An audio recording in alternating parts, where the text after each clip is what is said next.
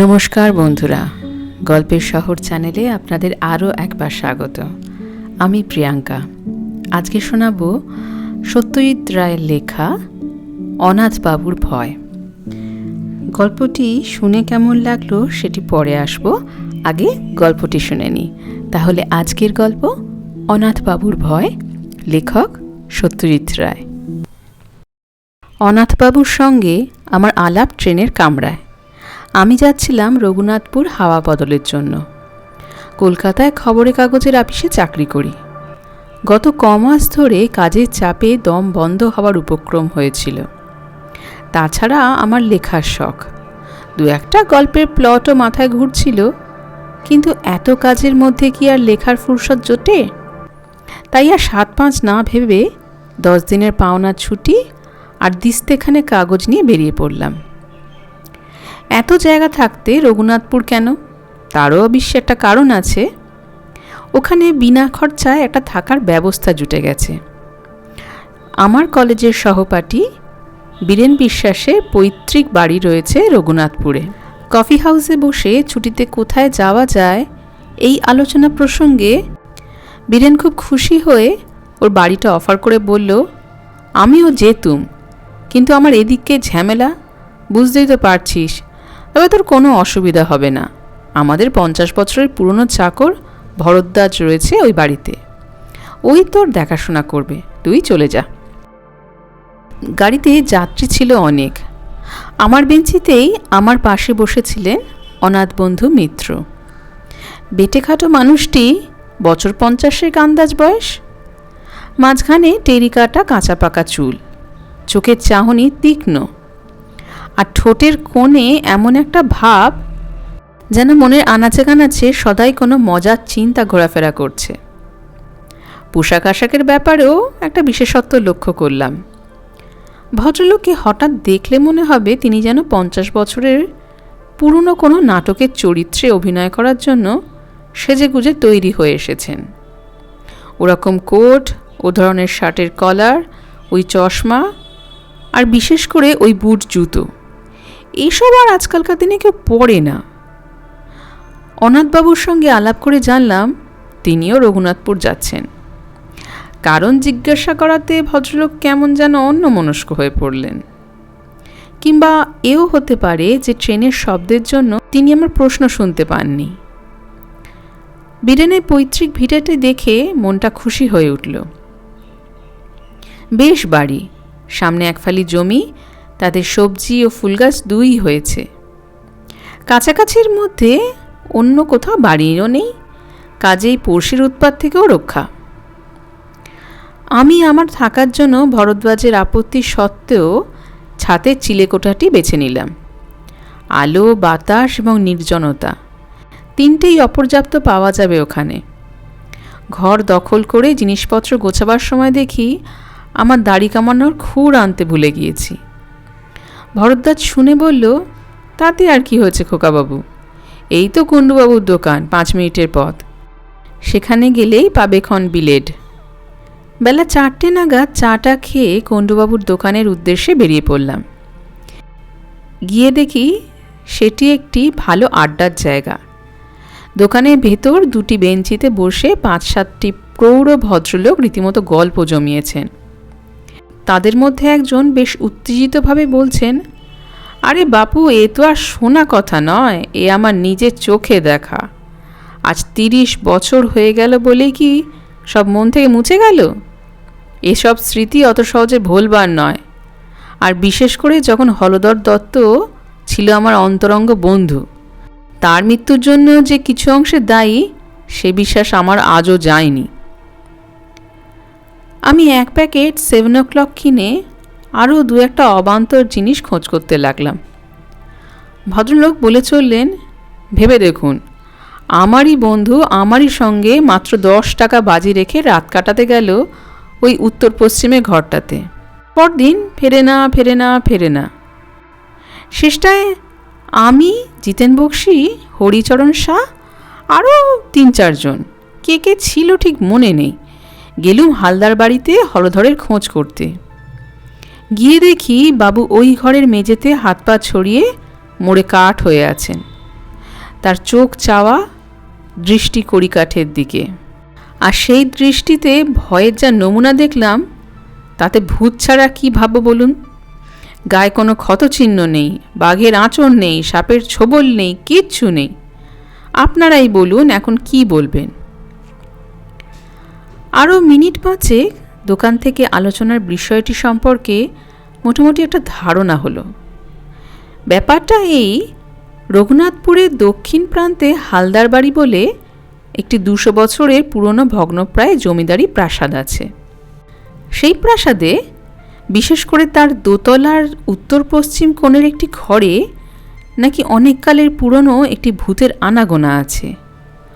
অবশ্য সেই 30 বছর আগে ভবতোষ মজুমদারের বন্ধু হলধর দত্তের মৃত্যুর পর আজ অবধি নাকি কেউ সে বাড়িতে রাত কাটায়নি। কিন্তু তাও রঘুনাথপুরের বাসিন্দারা ভূতের অস্তিত্ব মনে প্রাণে বিশ্বাস করে, বেশ একটা রোমাঞ্চ অনুভব করে। আর বিশ্বাস করার কারণও আছে যথেষ্ট। একে তো হলধর দত্তের রহস্যজনক মৃত্যু, তার উপর এমনিতেই হালদার বংশের নাকি খুন খারাপি, আত্মহত্যা ইত্যাদি অনেক নজির পাওয়া যায়। মনে মনে হালদার বাড়ি সম্পর্কে বেশ খানিকটা কৌতূহল নিয়ে দোকানের বাইরে এসে দেখি আমার ট্রেনের আলাপি অনাথবন্ধু মিত্র মশাই হাসি হাসি মুখ করে দাঁড়িয়ে আছেন। আমায় দেখে বললেন, শুনছিলেন ওদের কথাবার্তা? বললাম, তা কিছুটা শুনেছি। বিশ্বাস হয়? কি ভূত? হ্যাঁ। ব্যাপার কি জানেন, ভূতের বাড়ির কথা তো অনেকই শুনলাম, কিন্তু সেসব বাড়িতে থেকে নিজের চোখে ভূত দেখেছে এমন লোক তো কই আজ অবধি একটাও মিট করলাম না। তাই ঠিক। অনাথবাবু একটু হেসে বললেন, একবার দেখে আসবেন নাকি? কি বাড়িটা দেখে আসবো মানে? বাইরে থেকে আর কি, বেশি দূর তো নয়, বড়জোর মাইলখানেক। ওই রাস্তা দিয়ে সোজা গিয়ে জোড়াশিবের মন্দির ছাড়িয়ে ডান হাতি রাস্তায় ঘুরে পোয়াটাক পথ। ভদ্রলোককে বেশ ইন্টারেস্টিং লাগছিল। আর তাছাড়া এত তাড়াতাড়ি বাড়ি ফিরে গিয়ে করবোটাই বা কি, তাই চললাম তার সঙ্গে। হালদারদের বাড়িটা দূর থেকে দেখা যায় না, কারণ বাড়ির চারপাশে বড় বড় গাছের জঙ্গল। তবে বাড়ির গেটের মাথাটি দেখা যেতে থাকে পৌঁছানোর প্রায় 10 মিনিট আগে থেকেই। বিরাট ফটক, মাথার উপর ভগ্নপ্রায় নহবতখানা। ফটকের ভিতর দিয়ে বেশ খানিকটা রাস্তা গিয়ে তবে সদর দালান। 2-3টে মূর্তি আর ফোয়ারার ভগ্নাবশেষ দেখে বুঝলাম যে বাড়ির আর ফটকের মাঝখানের এই জায়গাটা আগে বাগান ছিল। বাড়িটা অদ্ভুত, কারুকার্যের কোনো বাহার নেই তার কোনো জায়গায়। কেমন যেন একটা বেঢপ চৌকো চৌকো ভাব। বিকেলে পড়ন্ত রোদ এসে পড়েছে তার শ্যাওলাবৃত দেয়ালে। মিনিট খানিক চেয়ে থাকার পর অনাথবাবু বললেন, আমি যতদূর জানি রোদ থাকতে ভূত বেরোয় না। তারপর আমার দিকে চেয়ে চোখ টিপে বললেন, একবার চট করে সেই ঘরটা দেখে এলে হতো না? সেই উত্তর পশ্চিমের ঘর, যে ঘরে, হ্যাঁ, যে ঘরে হলধর দত্তের মৃত্যু হয়েছিল। ভদ্রলোকের তো এসব ব্যাপারে দেখছি একটু বেশ বাড়াবাড়ি রকমেরই আগ্রহ। অনাথবাবু বোধ হয় আমার মনের ভাবটা আঁচ করতে পেরেই বললেন, খুব আশ্চর্য লাগছে না? আসলে কি জানেন, আপনাকে বলতে দ্বিধা নেই, আমার রঘুনাথপুর আসার একমাত্র কারণই হলো ওই বাড়িটা। বটে, আগে হ্যাঁ, ওটা যে ভূতের বাড়ি, আমি কলকাতা থাকতে সে খবরটা পেয়ে ওই ভূতটিকে দেখব বলে এখানে এসেছি। আপনি সেদিন ট্রেনে আমার আসার কারণটা জানতে চাইলেন। আমি উত্তর না দিয়ে অভদ্রতা করলাম বটে, কিন্তু মনে মনে স্থির করেছিলাম যে উপযুক্ত সময় এলে, অর্থাৎ আপনি কীরকম লোক সেটা একটু জেনে নিয়ে আসল কারণটা নিজে থেকেই বলবো। কিন্তু তাই বলে ভূতের পেছনে ধাওয়া করে একেবারে কলকাতা ছেড়ে? বলছি, ব্যস্ত হবেন না। আমার কাজটা সম্বন্ধেই তো বলা হয়নি এখনো আপনাকে। আসলে আমি ভূত সম্পর্কে একজন বিশেষজ্ঞ। আজ 25 বছর ধরে এ ব্যাপার নিয়ে বিস্তর রিসার্চ করেছি। শুধু ভূত কেন, ভূত, প্রেত, পিশাচ, ডাকিনী, যোগিনী, ভ্যাম্পায়ার, ওয়্যারউলফ, ভুডিজম ইত্যাদি যা কিছু আছে তার সম্বন্ধে বইয়ে যা লেখে তার প্রায় সবই পড়ে ফেলেছি। 7টা ভাষা শিখতে হয়েছে এসব পড়ার জন্য। পরলোক তত্ত্ব নিয়ে লন্ডনের প্রফেসর নর্টনের সঙ্গে আজ 3 বছর ধরে চিঠি লেখালেখি করছি। আমার লেখা প্রবন্ধ বিলেতের সব নাম করা কাগজে বেরিয়েছে। আপনার কাছে বড়াই করে কী লাভ? তবে এইটুকু বলতে পারি যে এদেশে এ ব্যাপারে আমার চেয়ে বেশি জ্ঞানী লোক বোধহয় আর নেই। ভদ্রলোকের কথা শুনে তিনি যে মিথ্যে বলছেন বা বাড়িয়ে বলছেন এটা একবারও মনে হয় না, বরং তার সম্বন্ধে খুব সহজেই একটা বিশ্বাস ও শ্রদ্ধার ভাব জেগে উঠল। অনাথবাবু একটুক্ষণ চুপ করে থেকে বললেন, ভারতবর্ষের অন্তত 300 ভূতের বাড়িতে আমি রাত কাটিয়েছি। বলেন কি? হ্যাঁ। আর সেসব কীরকম কীরকম জায়গায় জানেন? এই ধরুন জব্বলপুর, কার্সিয়াং, চেরাপুঞ্জি, কাঁথি, কাটোয়া, যোধপুর, আজিমগঞ্জ, হাজারিবাগ, সিউড়ি, বারাসাত আর কত চাই। 56টা ডাকবাংলো আর কম করে 30টা নীলকুঠিতে আমি রাত্রি যাপন করেছি। এছাড়া কলকাতা এবং তার কাছাকাছির মধ্যে অন্তত 50খানা বাড়ি তো আছেই। কিন্তু অনাথবাবু হঠাৎ থেমে গেলেন। তারপর ধীরে ধীরে মাথা নেড়ে বললেন, ভূত আমায় ফাঁকি দিয়েছে। হয়তো ভূতকে যারা চায় না, ভূত তাদের কাছেই আসে। আমি বারবার হতাশ হয়েছি। মাদ্রাজে ত্রিচিনপল্লীতে 150 বছরের পুরনো একটা সাহেবদের পরিত্যক্ত ক্লাব বাড়িতে ভূত একবার কাছাকাছি এসেছিল। কীরকম জানেন? অন্ধকার ঘর, 1 ফোঁটা বাতাস নেই। যতবারই মোমবাতি ধরাবো বলে দেশলাই জ্বালাচ্ছি, ততবারই কি যেন ফুঁ দিয়ে নিভিয়ে দিচ্ছে।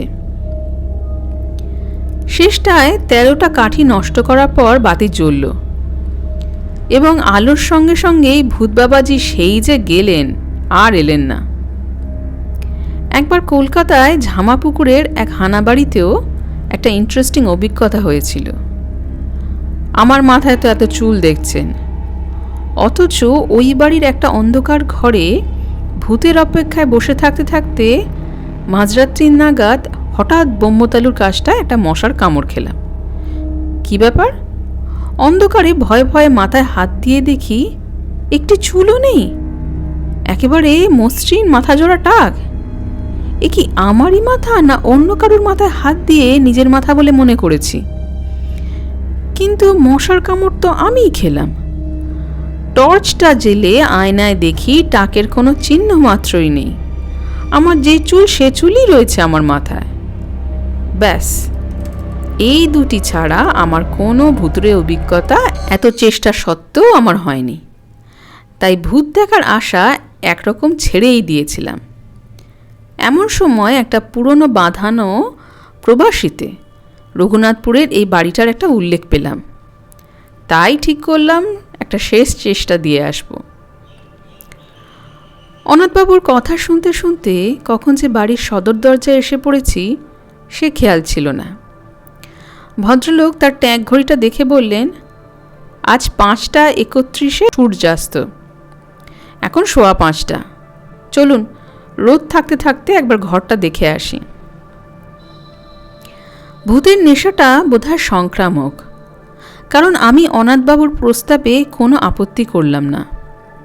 বরঞ্চ বাড়ির ভিতরটা আর বিশেষ করে দোতলার ওই ঘরটা দেখার জন্য বেশ একটা আগ্রহ হচ্ছিল। সদর দরজা দিয়ে ঢুকে দেখি বিরাট উঠোন ও নাট মন্দির। 100-150 বছরের কত উৎসব, কত অনুষ্ঠান, কত পূজা পার্বণ, যাত্রা, কত কথা এখানে হয়েছে, তার কোনো চিহ্ন আজ নেই। উঠোনে 3 দিকে বারান্দা। আমাদের ডাইনে বারান্দার যে অংশ তাতে একটা ভাঙা পালকি পড়ে আছে এবং পালকিটি ছাড়িয়ে হাত 10 গিয়েই দোতলা যাওয়ার সিঁড়ি। সিঁড়িটা এমনই অন্ধকার যে উঠবার সময় অনাথবাবুকে তার কোটের পকেট থেকে একটি টর্চ বার করে জ্বালাতে হলো। প্রায় অদৃশ্য মাকড়সার জালে বুর্জ ভেদ করে কোনো রকমে দোতলায় পৌঁছানো গেল। মনে মনে বললাম, এ বাড়িতে ভূত থাকা অস্বাভাবিক নয়। দোতলা বারান্দায় দাঁড়িয়ে হিসাব করে দেখলাম, বাঁ দিক দিয়ে সোজা চলে গেলে ওই যে ঘর, ওটাই হলো উত্তর পশ্চিমের ঘর। অনাথবাবু বললেন, সময় নষ্ট করে লাভ নেই, চলুন এগোই। এখানে বলে রাখি, বারান্দায় কেবল একটিই জিনিস ছিল, সেটি একটি ঘড়ি, যাকে বলে গ্র্যান্ডফাদার ক্লক। কিন্তু তার অবস্থা খুবই শোচনীয়।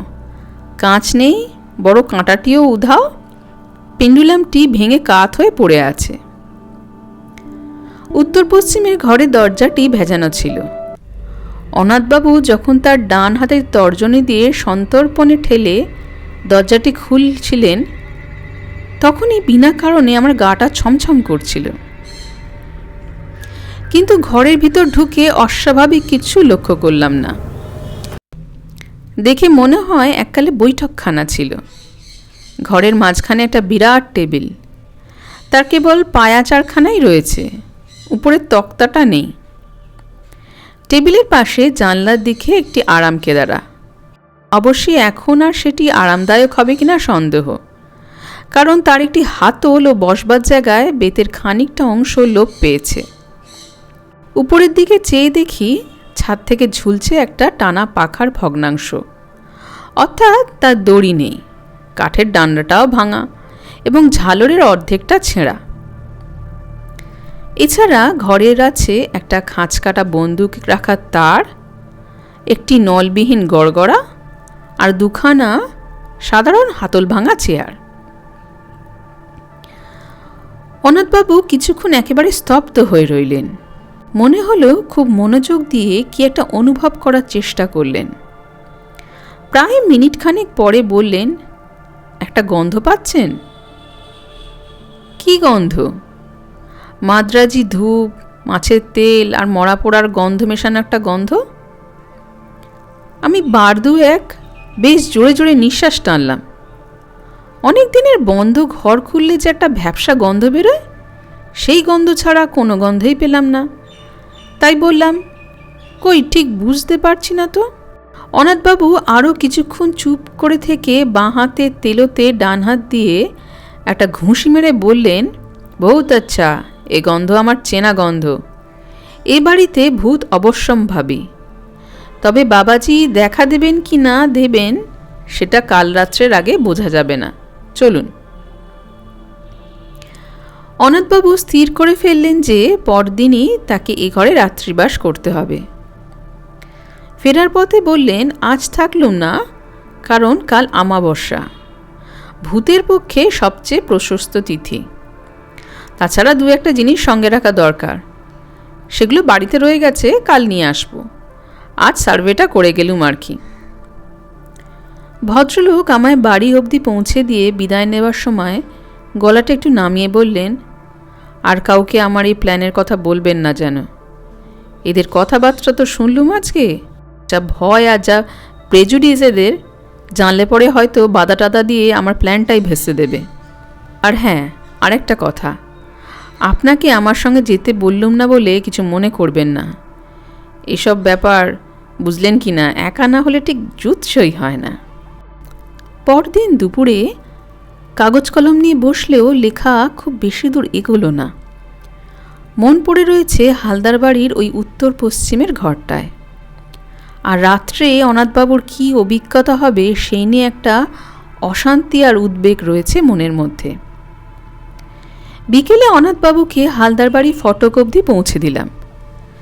ভদ্রলোকের গায়ে আজ একটা কালো গলাবন্ধ কোট, কাঁধে জলের ফ্লাস্ক, আর হাতে সেই কালকে 3 সেলের টর্চ। ফটক দিয়ে ঢুকবার আগে কোটের 2 পকেটে 2 হাত ঢুকিয়ে 2টো বোতল বের করে আমায় দেখিয়ে বললেন, এই দেখুন, এটিতে রয়েছে আমার নিজের ফর্মুলায় তৈরি তেল, শরীরে অনাবৃত অংশে মেখে নিলে আর মশা কামড়াবে না।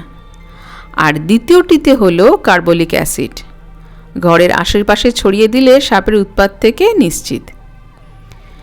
এই বলে বোতল 2টো পকেটে পুড়িয়ে টর্চটা মাথায় ঠেকিয়ে আমায় একটা সেলাম ঠুকে ভদ্রলোক বুট জুতো খটখটিয়ে হালদার বাড়ির দিকে চলে গেলেন। রাত্রে ভালো ঘুম হলো না।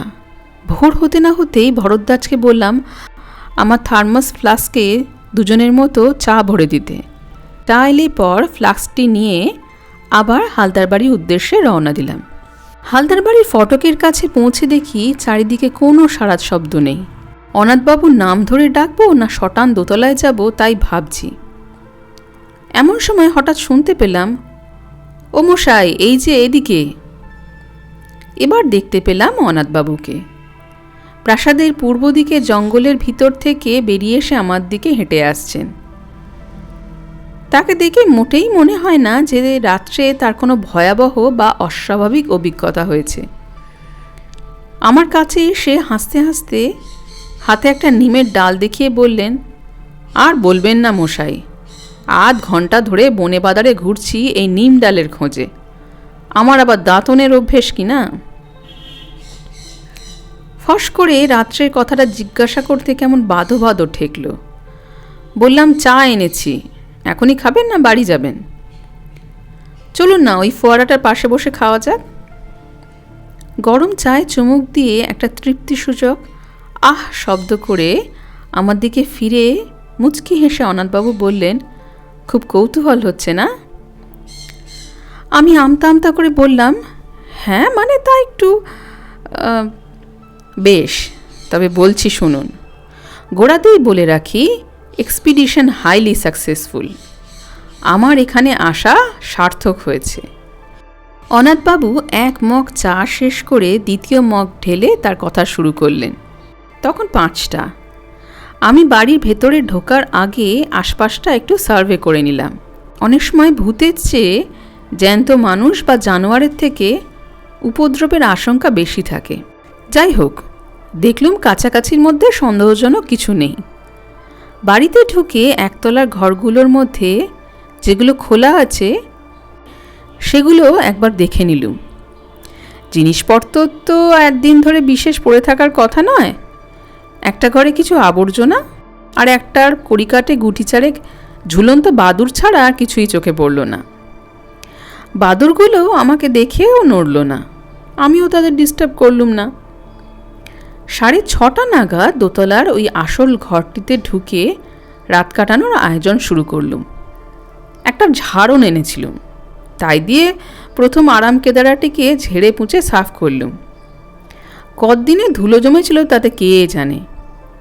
ঘরের মধ্যে একটা গুমোট ভাব ছিল, তাই জানলাটাও খুলে দিলুম। ভূত বাবাজি যদি সশরীরে আসতে চান তাই বারান্দার দরজাটাও খোলা রাখলুম। তারপর টর্চ ও ফ্লাস্কটা মেঝেতে রেখে ওই বেত ছড়া আরাম কেদারাতেই শুয়ে পড়লুম। অস্বস্তি হচ্ছিল বেশ, কিন্তু এর চেয়েও আরও অনেক বেয়ারা অবস্থায় বহুবার রাত কাটিয়েছি, তাই কিছু মাইন্ড করলুম না। আশ্বিন মাস, 5:30টায় সূর্য ডুবেছে। দেখতে দেখতে অন্ধকারটা বেশ জমাট বেঁধে উঠল, আর সেই সঙ্গে গন্ধটাও ক্রমশ স্পষ্ট হয়ে উঠল। এমনিতে আমি খুব ঠান্ডা মেজাজের মানুষ, সহজেই বড় একটা এক্সাইটেড হই না, কিন্তু কাল যেন ভেতর ভেতরে বেশ একটা উত্তেজনা অনুভব করছিলুম। সময়টা ঠিক বলতে পারি না, তবে আন্দাজ মনে হয় 9টা কি 9:30 নাগাদ জানলা দিয়ে একটা জোনাকি ঘরে ঢুকেছিল। সেটা মিনিটখানে ঘোরাঘুরি করেই আবার জানলা দিয়েই বেরিয়ে গেল। তারপর কখন যে শেয়াল ঝিঝির ডাক থেমে গেছে আর কখন যে আমি ঘুমিয়ে পড়েছি সে খেয়াল নেই। ঘুমটা ভাঙল একটা শব্দে, ঘড়ির শব্দ। ঢং ঢং করে 12টা বাজল। মিঠে অথচ বেশ জোর আওয়াজ, জাত ঘড়ির আওয়াজ, আর সেটা আসছে বাইরের বারান্দা থেকে। কয়েক মুহূর্তের মধ্যে ঘুমটা ছুটে গিয়ে সম্পূর্ণ সজাগ হয়ে আরও 2টো জিনিস লক্ষ্য করলুম। এক, আমি আরাম কেদারায় সত্যিই খুব আরামে শুয়ে আছি। ছেঁড়াটা তো নেই, বরং উল্টে আমার পিঠের তলায় কে যেন একটা বালিশ গুঁজে দিয়ে গেছে। আর 2, আমার মাথার ওপর একটি চমৎকার ঝালর সমেত আস্ত নতুন টানা পাখা, যা থেকে একটি নতুন দড়ি দেওয়ালে ফুটো দিয়ে বারান্দায় চলে গেছে। কে জানি সে দড়িটা টান দিয়ে পাকাটি দুলিয়ে চমৎকার বাতাস করছে।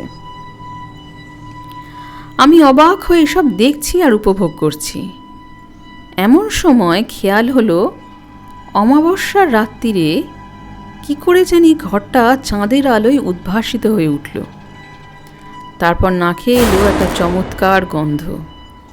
পাশ ফিরে দেখি কি জানি একটা আলবোলা রেখে গেছে, আর তার থেকে ভুরভুর করে বেরোচ্ছে একেবারে সেরা অম্বুরি তামাকের গন্ধ। অনাথবাবু একটু থামলেন, তারপর আমার দিকে ফিরে হেসে বললেন, বেশ মনোরম পরিবেশ নয় কি? আমি বললাম, শুনে তো ভালোই লাগছে। আপনার রাতটা তাহলে মোটামুটি আরামেই কেটেছে।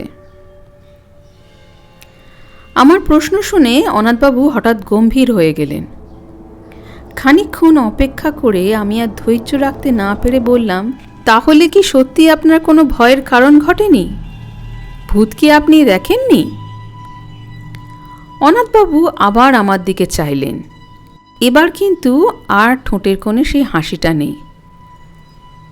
ধরা গলায় ভদ্রলোকের প্রশ্ন এলো, পরশু যখন আপনি ঘরটায় গেলেন তখন কড়িকাঠের দিকটা ভালো করে লক্ষ্য করেছিলেন কি? আমি বললাম, তেমন ভালো করে দেখিনি বোধহয়। কেন বলুন তো? অনাথবাবু বললেন, ওইখানেই একটা বিশেষ ব্যাপার রয়েছে, সেটা না দেখলে ঘটনাটা বোঝাতে পারবো না। চলুন। অন্ধকার সিঁড়ি দিয়ে উঠতে উঠতে অনাথবাবু কেবল একটি কথা বললেন, আমার আর ভূতের পেছনে ধাওয়া করতে হবে না সীতেশবাবু, কোনোদিনও না, সে শখ মিটে গেছে। বারান্দা দিয়ে যাবার পথে ঘড়িটার দিকে চেয়ে দেখলাম সেরকমই ভাঙা অবস্থা। ঘরের দরজার সামনে পৌঁছে অনাথবাবু বললেন, চলুন। দরজাটা ভেজানো ছিল। আমি হাত দিয়ে ঠেলে ঘরের মধ্যে ঢুকলাম। তারপর দুপা এগিয়ে মেঝের দিকে চোখ পড়তেই আমার সমস্ত শরীরে একটা বিস্ময় ও আতঙ্কের শিহরণ খেলে গেল। বুট জুতো পরা ও কে পড়ে আছে মেঝেতে? আর বারান্দার দিক থেকে কার অট্টহাসি হালদার বাড়ি আনাচে কানাচে প্রতিধ্বনিত হয়ে আমার রক্ত জল করে আমার জ্ঞান, বুদ্ধি, চিন্তা সব লোপ পাইয়ে দিচ্ছে। তাহলে কি আর কিছু মনে নেই আমার? যখন জ্ঞান হলো দেখি ভরদ্বাজ আমার খাটের পায়ের দিকে দাঁড়িয়ে আছে, আর হাত পাখা দিয়ে বাতাস করছেন ভবতোষ মজুমদার। আমার চোখ খুলতে দেখে ভবতোষবাবু বললেন, ভাগ্যের সিধুচরণ আপনাকে দেখেছিল ও বাড়িতে ঢুকতে, নইলে যে কী দশা হতো আপনার জানি না। ওখানে গেছলেন কোন আক্কেলে? আমি বললাম, অনাথবাবু যে রাত্রে। ভবতোষবাবু বাধা দিয়ে বললেন, আর অনাথবাবু, কাল যে অতগুলো কথা বললুম সেসব বোধহয় কিছুই বিশ্বাস করেননি ভদ্রলোক। ভাগ্যে আপনিও তার সঙ্গে সঙ্গে রাত কাটাতে যাননি ও বাড়িতে। দেখলেন তো ওর অবস্থা। হলধরের যা হয়েছিল এরও ঠিক তাই, মোড়ে একেবারে কাঠ, আর চোখ ঠিক সেইভাবে চাওয়া, সেই দৃষ্টি, সেই কড়িকাঠের দিকে। আমি মনে মনে বললাম, না, মোড়ে কাঠ নয়, মোড়ে কী হয়েছে অনাথবাবু তা আমি জানি। কালও সকালে গেলে দেখতে পাবো তাকে, গায়ে কালো কোট, পায়ে বুট জুতো, হালদার বাড়ির পূর্ব দিকের জঙ্গল থেকে নিমের দাঁতন হাতে হাসতে হাসতে বেরিয়ে আসছেন।